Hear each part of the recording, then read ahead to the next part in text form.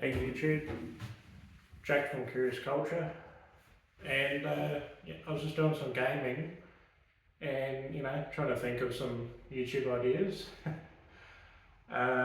So something I was reading about recently is that you attract what you are, um, and something I found really beneficial last week when I was doing lots of running is the positive state of mind I created from the running allowed me to look at some issues in my life with more of a balanced view.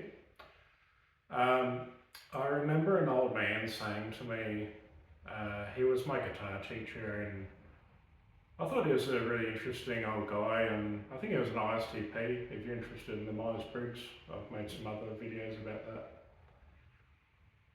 He said to me that everything in life is like two sides, like a coin, two sides of a coin, so positive and negative. Um, we all know that we've been through negative times and then we've come into positive, and that's just a fact for everyone, on varying degrees, obviously. But every situation in our life, sometimes we can be stuck a bit, sort of looking at things through a negative lens, and not seeing the lesson and the blessings of the situation we're in. So what I noticed after running is I thought about some past situations, how I may have felt stuck, being around the wrong people, and then just being frustrated about their behaviours and thinking, I just can't stand X, Y, and Z behaviours in that person. And but with the positive action that then created more of a positive attitude and state of mind,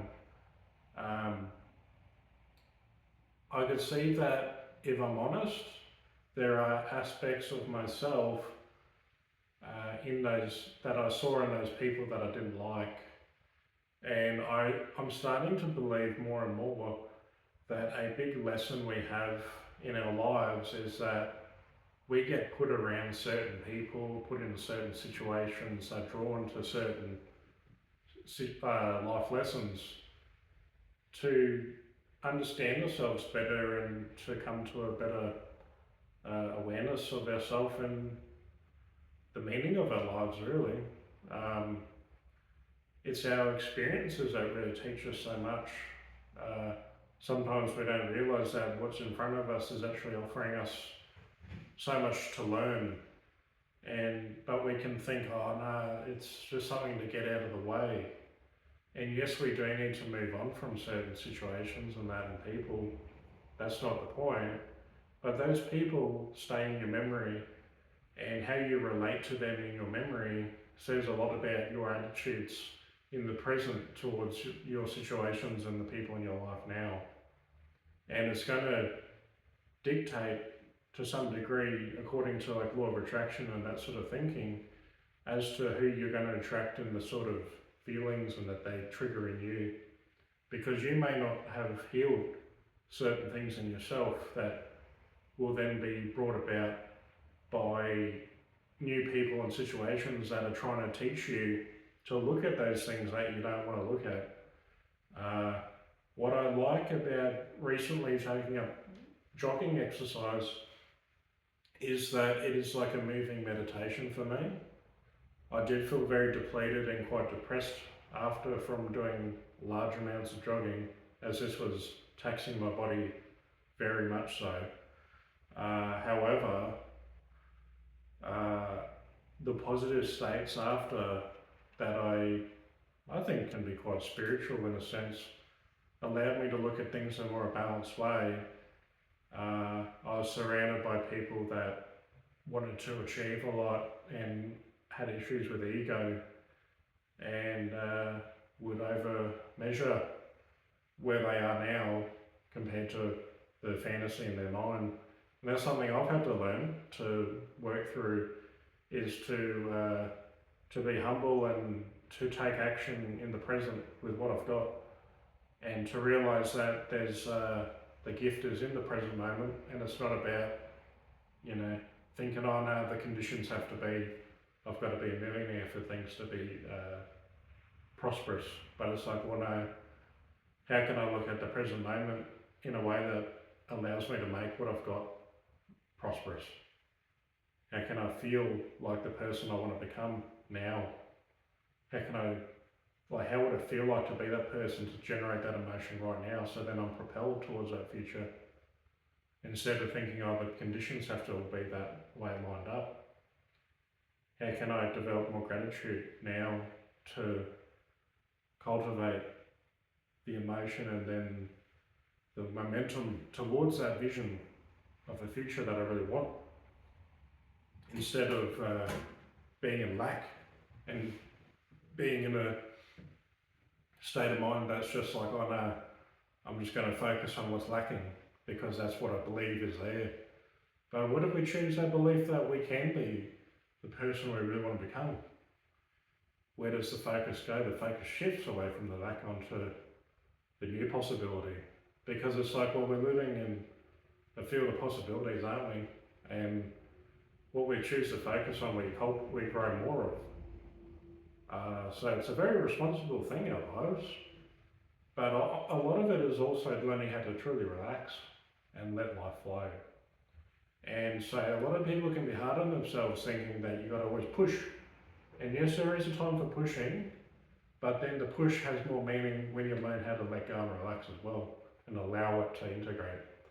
Go on a long run like I did, I then must learn how to relax and eat properly and rest properly, so then it changes who I am in that flow, in that calm times. I can't just push all the time. And so yes, you attract what you are. And sometimes I get a bit of anxiety around, like, oh, am I going to learn all the things I need to? Am I going to grow into the person I really want to be? There can be a high standard there within me. But it's like, well, what is reality? It's just being in the moment. And you got to just learn how to keep coming back to the present. And it's like a lot of life is just coming back to those basic truths about being present and getting your thinking and feeling right. This is the foundation of law of attraction. And yes, we need to push in that, but I like to try and tune into my intuition. It's like, what am I being asked to focus on? And it can be more productive instead of pushing all day working. Maybe there needs to be meditation and feeling good, and then seeing a better door to open on that day. It's a funny thing like that. Like, it's not all about pushing all the time. Sometimes we can get a goal, a vision about want to own a house, and then it can get very narrow about, like, okay, I'm going to just do this job to maximise earnings to get that house. But along the way, we might need to come back to ourselves and be like, what do I feel like I intuitively want to do, and to bring about that happiness. Instead of like for example, I've got a friend who does Uber Eats driving, and he said in a big week he made $3,000 Australian, but it took like 12 hours a day for 7 days. And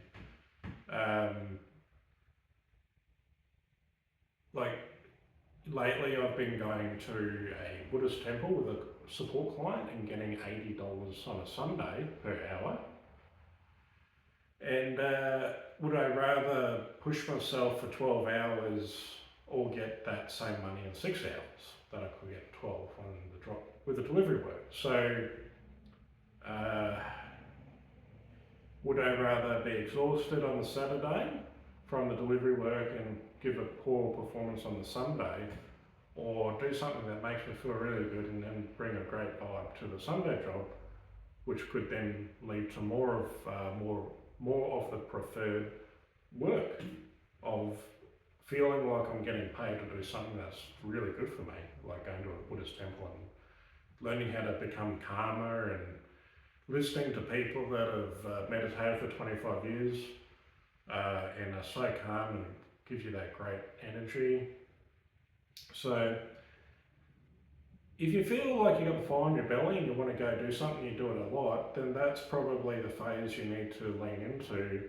But then it's also like, okay, what if I do that 90% effort instead of 100? Take that 10% off and use that to strike more balance. So yeah, I think life's very interesting, and back to the main point about you attract what you are, it really is like, it's like a refining process, I feel, what life is. And sometimes you just got to make a bunch of mistakes to learn. Like, and you realise that they're not mistakes, because we don't know the path between like where we are and, you know, say you want to get ultra fit like David Goggins. It's like, we don't really know what the path is going to be like until we take it. So last week doing 21 k's of jogging, which I'm proud of, it's like half a marathon in a week, spread over a few days. But then it's like, oh, okay, it's more intelligent to not keep pushing all the time. Maybe it is, maybe I'm wrong. But this is a part of the path, is I must keep trial and error. Okay, do that instead of this, and do this that day instead of that day, and then eventually I can sort of craft like what my typical 7 days looks like to try and become that really fit person. Lately I've just been thinking, it's like people like him, imagine there's more of him, like he just makes such a difference, and fitness is quite a straightforward path overall. Like, you don't have to study a PhD, like you just keep going back to the gym and on the track, on the running track and that. So that's what I like about it. It's a system that doesn't require loads of study. It's about learning through your experience, direct experience. And if you know the MBTI type, so I'm an INTP and Goggins is ISTP. And a big desire for introverted thinking is to learn through direct experience, life experience. While I love reading and that, it can get tiresome, and it can also be a sense of caging myself in to a way of thinking that isn't aligned with where I'm at physically. And so exercise gives me that brightness, that like clearing up of my mind. And I think more and more that the stillness from meditation, like being at the temple, and the clarity of, you know, from running, and the relief from all the thinking, because this world is like crazy, it's busy, it's all about like, you know, this is who I am, this is what I know, I read this and this on the internet, and, you know, gee, look at me, I've got all this stuff in my head. But it's like, well, how many people are like David Goggins? Not many, and that's a huge path. And what I like about setting that huge goal ahead of me, which may take many years to get to his level or even close, is that when you set a huge goal, it's like you get a sense of like the whole, like a bigger picture of your life. And when you do that and you have that bigger picture, sense of bigger picture, it's like you look at a huge puzzle, and then you have all the small pieces which are more your day-to-day, week-to-week life. And you get a sense of like how the small pieces are supposed to come together more. Because it's like, oh, I better not eat too much today if I'm gonna fill the whole picture, right? Because the pieces won't fit. Those little pieces won't fit if I don't get it right day to day. So it's about having that accountability and being like, I'm creating this. I'm the master of my life, and I need to be true to my vision. And yeah, I'm at the start. I'm only like 6 kilos lighter than David Goggins was at his heaviest, but if he can, then why not? Like, obviously, like, you know, I'm my own person and I doubt I'll be exactly like him. Like, and I feel like that's the part of life where there's not the full control, you know? You set a goal, but then God or whatever has a plan as well.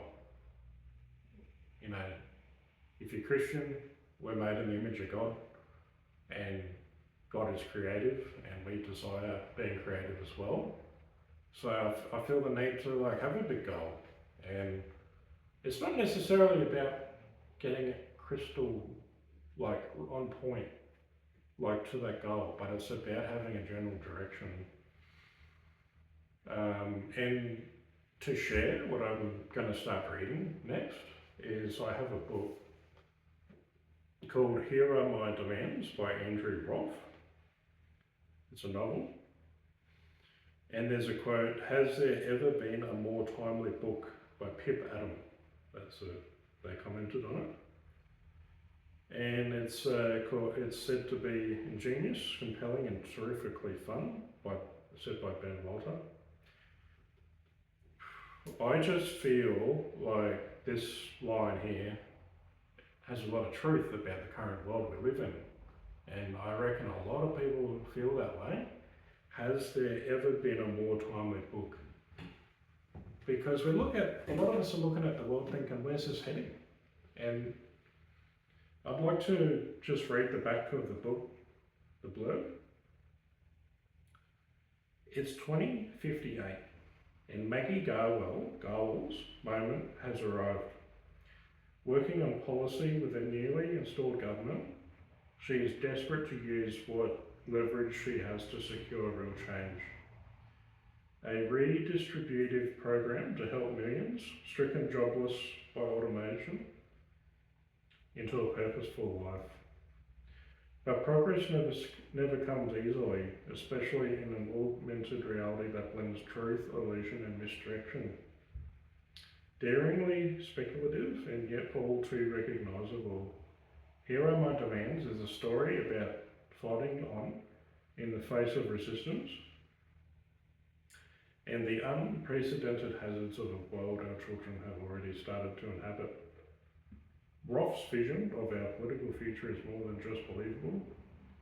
It seems almost distant, said by Ben Walter. Pip Adam also said, I beg you to read Here Are My Demands, an excellent and urgent example of the way speculative fiction makes it possible to see current events clearly and imagine a different future. And yeah. So yeah, looking forward to reading this. And